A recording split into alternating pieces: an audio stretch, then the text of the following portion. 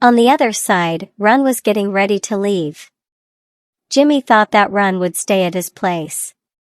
Instead, Run asked whether Jimmy was still exchanging messages with someone else. At first, Jimmy didn't admit it. However, Run explained that someone had just sent a message to Jimmy's phone. Jimmy accused Run of snooping on his phone. Run said that it was displayed on the screen. Surely Jimmy did all of this so they could continue their relationship. Jimmy replied that he did it only for fun, and that there was no attachment at all. Why did Run have to take it so seriously? Hearing that, Run slapped Jimmy's cheek. Run said that this was the third time Jimmy had cheated. Did Jimmy not know at all what loyalty meant? Jimmy only said that he had always done such things even before they were in a relationship. Why couldn't Run accept it now? Run began to throw harsh words because of Jimmy's attitude. And if Jimmy couldn't change, then their relationship was over. Run left Jimmy behind. Jimmy only reminded him not to come back to him again. At the campus park, Tay said that Jimmy had broken up with Run once again, and asked when Jimmy would change. Jimmy mocked Tay, saying that he was no different from him. Tay didn't want to be compared to a jerk like Jimmy, because Tay only dated one person at a time. Broke up first, and then looked for someone else. Not like Jimmy. According to Jimmy, he had already told Run before they dated. Seeing that there was no regret in Jimmy, Tay asked whether Jimmy and Run were truly over now. For Jimmy, he wasn't someone who begged. And he didn't care at all. If they couldn't stand him, they could just leave. Besides, Jimmy already had a new target. Tay asked who it was. A sweet-looking man was seen chatting with his friends. His name was Playfa, often called Fa. Fa was Jimmy's new target. Tay was quite shocked because Fa was an idol on campus. Jimmy was confident because he himself was also an attractive man. Tay had to remember Jimmy's words now. That he would make Fa his. Hearing that, Tay was truly amazed by Jimmy's courage. Jimmy only wanted Tay to keep watching him. Jimmy hurried to look for Fa. He began asking the female students there. One of them said that Fa was inside the building. With a smile, Jimmy immediately left. Meanwhile, on the stairs, there was a female student named Amy who stopped Fa.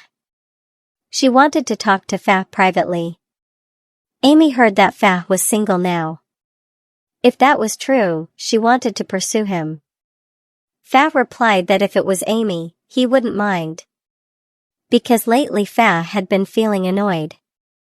Maybe dating a girl could change his mood. Amy was happy to hear that. But Fa hadn't finished his sentence. Fa wasn't someone easy to chase. But that didn't mean it was impossible either. If Amy wanted to try. Amy asked Fa to give her his line and Instagram contacts. All this time, the conversation between Fa and Amy was also heard by Jimmy. Tay, who knew the story, could only laugh at his friend. Tay began teasing Jimmy, telling him not to cry. To came to campus to deliver Tay's iPad that had been left behind. Knowing that Tay needed it and didn't answer his calls at all, To came to bring it himself.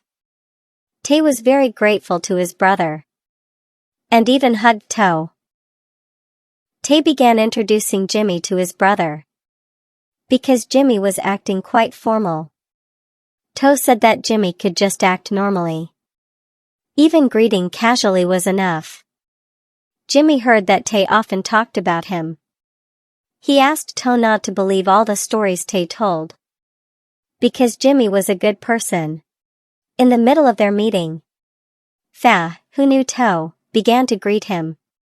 Unexpectedly, Fa and To were also close. They began asking about each other's condition and activities. To introduced Fa. saying that Fa was a new student when To was a senior on campus. Tay and Jimmy also began greeting and introducing themselves to Fa. Fa asked whether Tay didn't remember him. To To, it seemed like that was the case. Tay had once met Fa when he came to visit To on campus. To felt that Tay had forgotten. Fa said that he remembered Tay. He also knew that Tay studied at the same campus. But they had never met. After To explained the reason he came to campus, he intended to leave soon because he still had errands to do. Tay immediately gave his car keys to To, so he could go home using the car. And Fa escorted To to the parking area. Seeing the closeness between To and Fa, a wide smile appeared on Jimmy's lips. Along the way, Jimmy remembered that Fa and To knew each other. Jimmy suddenly acted sweet toward Tay. He also offered to take Tay home. Arriving at home, Tay immediately called his brother. He said that Jimmy had taken him home. So Tay invited Jimmy to stop by. Jimmy smiled and acted politely. He apologized for disturbing them. Jimmy also didn't forget to ask what To was working on. To replied that he was looking for cafe references. After playing basketball earlier, Tay went to take a shower first. After Tay left, awkwardness appeared between the two of them. To break the ice, To went to make a drink. Jimmy stopped him. But To insisted on making one of the cafe menu items, a special drink. The drink was finished, but the faucet suddenly got stuck. Jimmy came over and immediately helped To. To felt uncomfortable because Jimmy was his guest. According to Jimmy, he was the one who had disturbed To, so he would help him. The two of them looked at each other. The sound of a ringing phone was heard. To immediately went to answer it. It turned out to be a call from Mr. Wet. Tay came down from his room. He asked where his friend was. To replied that Jimmy was helping him fix the faucet, because there was a loud noise. Tay and To then went to Jimmy. Jimmy stood up, completely soaked. Tay asked what Jimmy was doing to the furniture in his house. That's all for this part. See you in the next part. Thank you for watching. Until then, have a nice day.